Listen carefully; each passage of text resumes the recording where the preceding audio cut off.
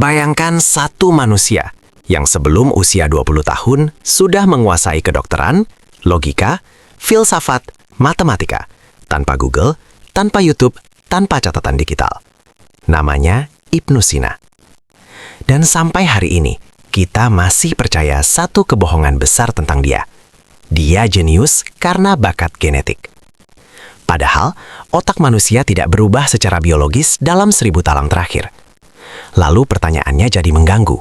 Kalau dia bisa, kenapa kita tidak? Di video ini, kita tidak akan memuja Ibnu Sina.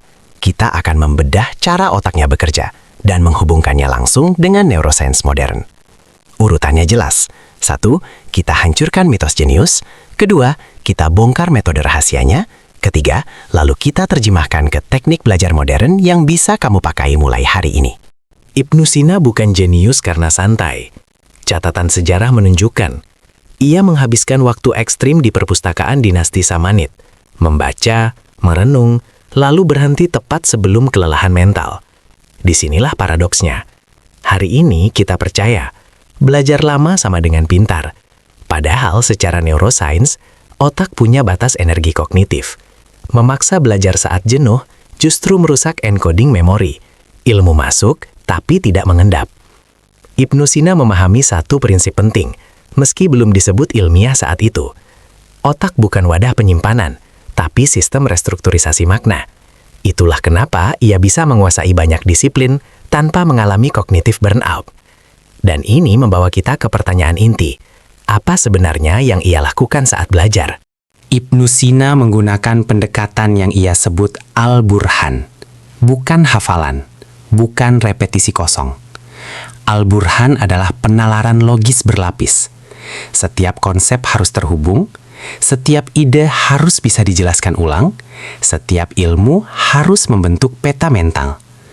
Dalam istilah modern, ini adalah active recall, deep encoding, neuroplastisitas terarah.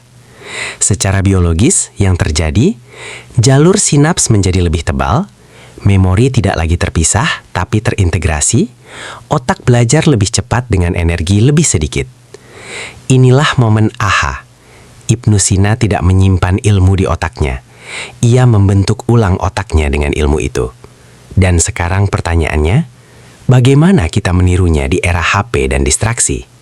Seorang protokol belajar Ibnu Sina versi otak optimal. Langkah 1, fokus tunggal 20-30 menit. 1 topik, 1 pertanyaan inti, tanpa multitasking. Ini memaksa otak masuk mode integrasi, bukan konsumsi.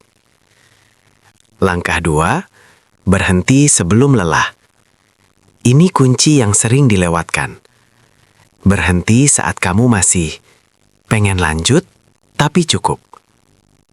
Secara neuroscience, ini membuat otak menyukai proses belajar, dopamin tetap sehat, otak ingin kembali, bukan menghindar. Langkah 3, Al-Burhan modern. 3 pertanyaan sakral. Tanya ke diri sendiri. 1, apa inti paling sederhana dari materi ini? 2, kenapa ini masuk akal secara logis? 3, bisa nggak aku jelaskan ke orang awam? Kalau bisa, ilmu sudah terstruktur.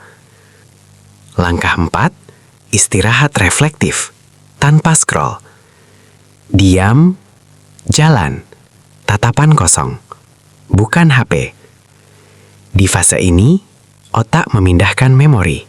Insight muncul, pemahaman menguat. Ibnu Sina bukan manusia super. Ia hanya belajar selaras dengan cara kerja otak.